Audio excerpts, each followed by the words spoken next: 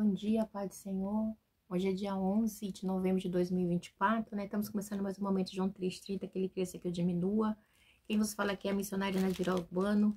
Como de costume, vamos estar orando e logo em seguida vamos estar passando para a preciosa palavra do Senhor, amém? Meu Deus, meu Pai, em nome de Jesus, nessa hora entro na Tua presença santa, pedindo perdão pelas minhas falhas, pelos meus pecados, que são em número. Eu apresento o lar, a família, o ministério, o chamado, tudo tem confiado na minha pessoa. Apresento também, meu Deus, a vida desse irmão, dessa irmã que vai estar do outro lado ouvindo a ministração dessa palavra. Amém? A palavra do Senhor está aqui em Atos 21, né? Caminho de Jerusalém. A gente vê que aqui no capítulo 20, né? Paulo, ele vem de uma situação, né? A qual ele explica para os irmãos, né, que ele vai estar indo embora, mas que ele tomasse cuidado por causa que os lobos, né, ferozes iam infiltrar no meio deles com mentira, com levantarão para distorcer a palavra, e assim vai. E aí ele termina orando, né, ajoelhando-se com os irmãos e orando, né, e aí a caminho de Jerusalém, diz assim, no 21, tá? Depois de nos separarmos deles, embarcamos e navegamos diretamente para Cós. No dia seguinte, fomos para Rhodes e dali até Pátara, encontrando o navio que ia fazer a travessia para Fenícia, embarcamos nele e partimos. Meu Deus, meu Pai, em nome de Jesus, essa é a palavra preciosa do Senhor neste dia de hoje. Eu te peço que eu diminua, que o Senhor cresça, que eu não fale aquilo que eu quero, somente aquilo que o Senhor tem me falado aos nossos corações, como diz o nome desse canal, João 3,30, que o Senhor cresça, que eu diminua, amém? Então, a gente vê que Paulo, ele começa uma viagem missionária, e vai dizer assim, um caminho de Jerusalém. Depois de nos separarmos deles, embarcamos e navegamos diretamente para Cós, no dia seguinte para Rhodes e dali para Passa, encontrando o navio que ia fazer a travessia para Fenícia, embarcamos nele e partimos. Depois de avistarmos Chipre e seguimos rumo ao sul, navegamos para a Síria, desembarcando em Tiro. O nosso navio deveria deixar sua carga. Então, assim, eles viajavam de navio, demorava uma semana. Hoje em dia, a igreja, a gente tem tanto meio de pregar a palavra através do rádio. Você pega o avião hoje, daqui meia hora, a gente tá no Rio de Janeiro. É tudo muito rápido, né? E naquela época, não, né? Era pela travessia do mar e era tudo muito demorado, mas ele não deixava de fazer obra missionária, né? E a gente vê aqui que, encontrando os discípulos ali, ficamos com eles 7 dias. E pelo Espírito, recomendava a Paulo que não fosse a Jerusalém, né? E ali, né, pelo Espírito, né? E eles, pelo Espírito, né, recomendava que Paulo não fosse para Jerusalém. Mas, vamos no 5. Mas quando terminou o nosso tempo ali, partimos e continuamos nossa viagem. Todos os discípulos com suas mulheres e filhos nos acompanharam até fora da cidade. Ali na praia nos ajoelhamos e oramos. Então eles iam, né, acompanhavam Paulo. Quando Paulo ia embora, eles ajoelhavam e oravam. Sempre que Paulo terminava de fazer uma obra, ele ajoelhava e orava para agradecer a Deus. Depois de nos despedirmos, embarcamos e eles voltaram para casa. Demos prosseguimento à nossa viagem, partindo de Tiro e aportamos em Patilama, onde saudamos irmãos e passamos um dia com ele. Partindo no dia seguinte, chegamos a Cesareia e ficamos em casa de Filipe, evangelista, um dos 7. Ele tinha 4 filhas virgens que profetizavam. Esse evangelista era um dos 7, né? E ele tinha 4 filhas profetisa. E ali na casa dele, depois de passarmos ali vários dias, desceu da Judéia um profeta chamado Ágabo.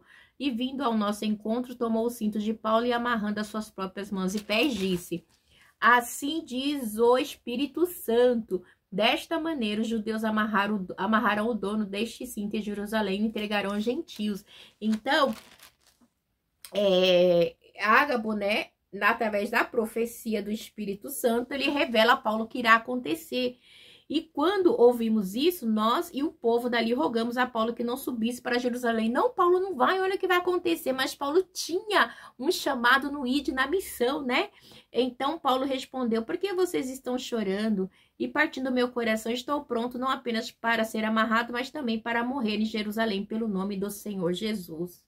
Paulo, ele tinha a convicção do chamado, tá? Então, a gente vê aqui como não podemos dissuadi-lo, desistimos e dissemos: seja feita a vontade de Deus, né?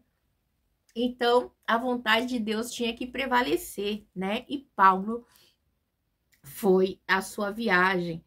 Depois disso, preparamos-nos e subimos para Jerusalém. Alguns dos discípulos de Cesareia nos acompanharam e nos levaram à casa de Minason, aonde devemos ficar. E ele era natural de Chipre e um dos primeiros discípulos. Então, a gente vê que a igreja ali onde a qual Paulo tinha discipulado não queria que ele fosse para sofrer, mas ele tinha que passar. A igreja tem coisas na minha e na sua vida que não tem como a gente bular, né?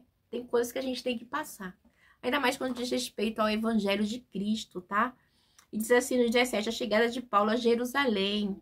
Quando chegamos a Jerusalém, os irmãos nos receberam com alegria. Isso é muito importante, né? Os irmãos têm que receber com alegria. Quando você chega numa igreja, aquelas irmãs com aquela cara de... Nossa, igreja é tão horrível quando a gente chega num ambiente assim, né?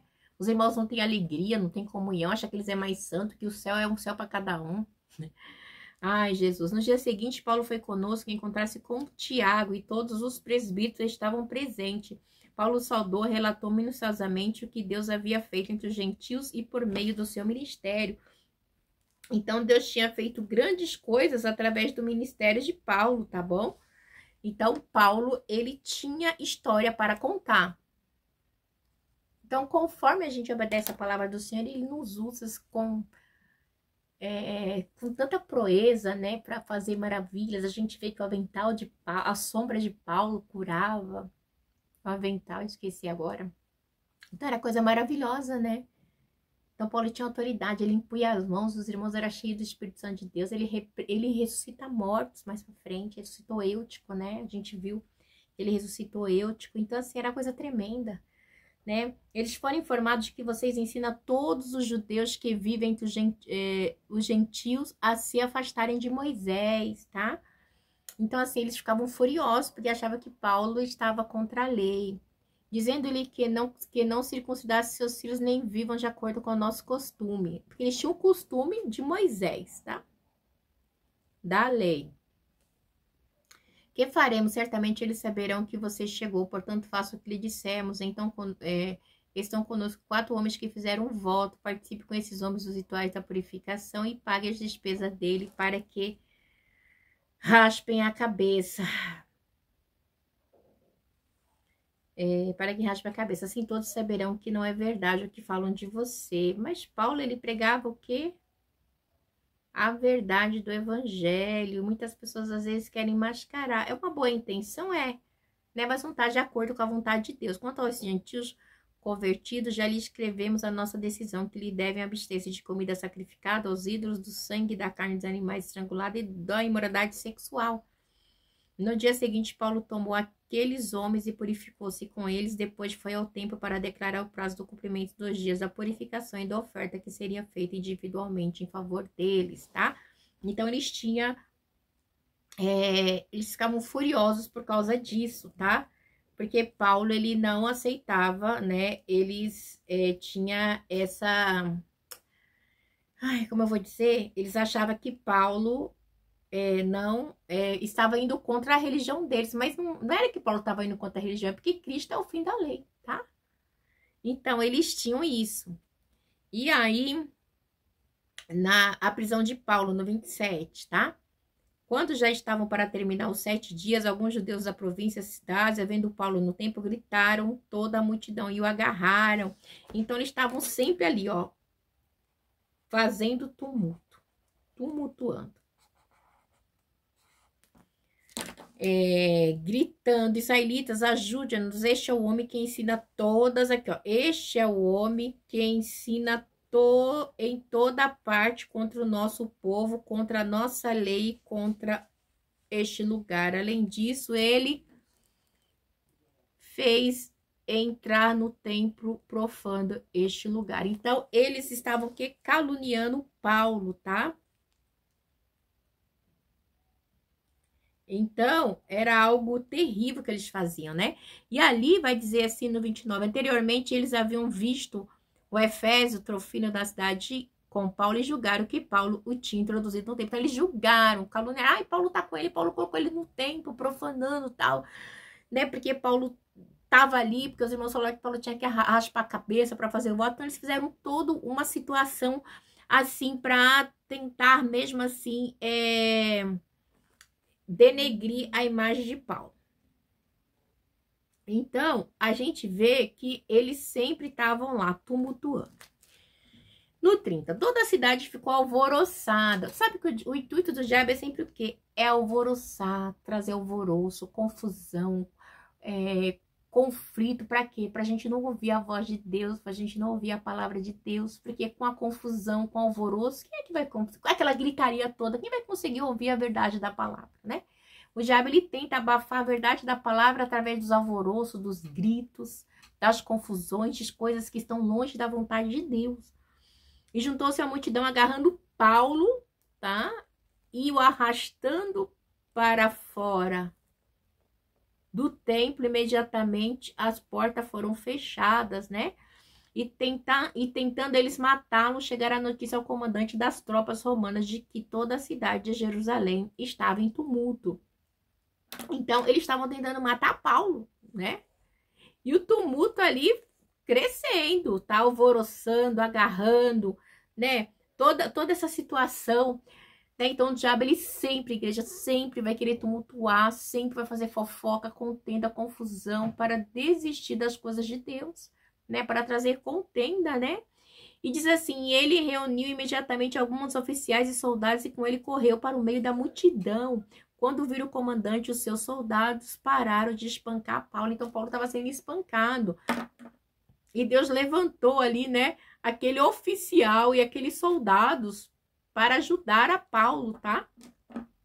No meio ali, porque eles queriam matar Paulo. Paulo ia morrer? Não. Não, porque ainda não era chegada a hora. Né? Paulo ainda tinha muito que padecer e pregar o evangelho por amor de Cristo. Mas o inimigo, ele sempre quer abortar os planos de Deus na minha e na sua vida, como é tanto na vida de Paulo, como na minha e na sua. Então, diz aqui assim no 30, o comandante chegou, prendeu e ordenou que ele fosse amarrado com 2 correntes. Então, perguntou quem era ele, o que ele tinha feito. Então, Paulo, ele foi preso, ele foi amarrado com 2 correntes, como se fosse um bandido, tá? Aí o comandante pergunta, quem é você? Né, pra tá todo esse alvoroço. Como assim? Quem é você? Né? Quem era ele? Né? Porque o que ele tinha feito? Né? Então perguntou. Quem era ele e o que ele tinha feito? O que Paulo tinha feito? Pregar a palavra. Alguns da multidão gritavam coisa, outros gritavam outra coisa. Então assim, o diabo sempre alvoroçando. Ó, gritavam. E não conseguindo saber o certo que havia acontecido por causa do tumulto. Ó, tumulto, o comandante ordenou que Paulo fosse levado para a fortaleza. A fortaleza é a fortaleza de Antônia, tá? Que é aquela onde Herodes consertou o templo, né? E fez ali a torre de Antônia. Então, você vê a situação. Sempre fazendo tumulto, né? E ali eles levam para a fortaleza ali, né? Na fortaleza ali, na torre de Antônia, tá? E quando chegou às escadas, ó, a violência do povo era tão grande que ele precisou ser carregado pelos soldados.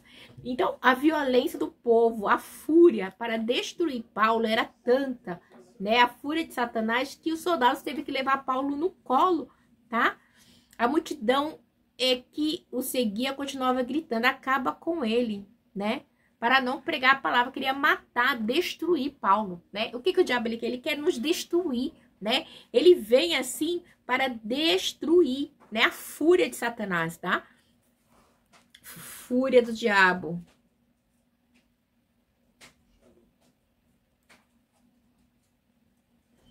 A fúria do diabo estava grande. Por quê? Porque Paulo estava salvando as almas. Tinha sido salvo, sabe o quê? Milhares de judeus, tá? Porque no versículo 20... milhares de judeus foi salvos. Foi salvo. E o diabo quer não, porque o diabo não tem família, o diabo não tem salvação, ele não quer que a gente tenha. Né? Ele quer que a gente morra, que a gente morra e vai para o inferno com ele sem a salvação de Cristo, sem conhecermos o nome e o sangue do Senhor. Tá? Isso que o diabo quer. Né? E essas pessoas, Paulo teve que ser levado no alto, né, pelos soldados, tamanha fúria. Você tá entendendo? O discurso de Paulo. Tudo bem, meu amor? Uhum. E quando os soldados estavam para introduzir Paulo na fortaleza, ele perguntou ao comandante, posso dizer-te algo? Você fala grego? Perguntou ele. Não. E você, o egípcio que iniciou uma revolta há um tempo e levou 4.000 assassinos para o deserto? Paulo respondeu, sou judeu, cidadão de Tarso, cidade de importância da Cilícia, permita-me falar ao povo. Então, Paulo, ele não era qualquer um, né? Ele era um cidadão. Então, ele tinha pátria tanto romana como judeu. Ele tinha, né, de pai e mãe, né? Então, a mãe era judia, o pai era romano, se eu não me engano. Então, ele tinha essas duas... vamos dizer assim, ele era nascido nesse... ele tinha pátria nessas duas cidades, nesses dois países, vamos dizer assim. Então, tendo recebido permissão do comandante, Paulo levantou-se na escadaria e fez sinal à multidão. Quando todos fizeram silêncio, dirigiu-se a ele em aramaico. Então, a gente vê que aquela multidão ali na escada queria matar Paulo. E Paulo não desiste de pregar a palavra para eles, né? Os soldados teve que levantar Paulo para cima para passar ali, né? Naquela escada ali, porque eles queriam matar. E nessa mesma escada, Paulo pregou o evangelho. Igreja, o diabo, ele quer nos calar. Ele quer nos calar. Mas Deus, ele quer que a gente pregue a palavra em tempo e fora de tempo. Qual o objetivo? Qual é o intuito do diabo? Não, eu vou botar medo nela, ela vai recuar, ela não vai pregar mais. Igreja, se a pessoa que não quer, lava a mão desse sangue. Eu não sou culpado desse sangue. Eu vou para outro. Demanda suda é como a Naira manda sai, né? Então, a gente tem que entender isso. Igreja, não dá. Eu tô num ambiente onde a pessoa não quer ouvir a palavra de Deus. Problema dela. Passa para outro. Não dá pra gente ficar dando murro em ponta de faca. Então, a gente vê que ali eles queriam parar, né? Mas Paulo ali, ó, no mesmo, né? Onde eles queriam ali calar Paulo, onde Paulo falou, né? E falou assim, em aramaico, silêncio, agora eu vou falar, né? Então, aquele tumulto ali teve que parar, né? Então, tem coisas, igreja, que a gente não pode deixar o diabo, ele quer nos calar. Mas Deus falou para mim e para você nessa manhã, que ele nos deu autoridade no nome e no sangue de Jesus. E quem tem que sair é o diabo. E a palavra do Senhor tem que ser proclamada em nome de Jesus. Deus abençoe e tenha uma manhã, um dia, uma tarde abençoada em nome de Jesus. Com na paz.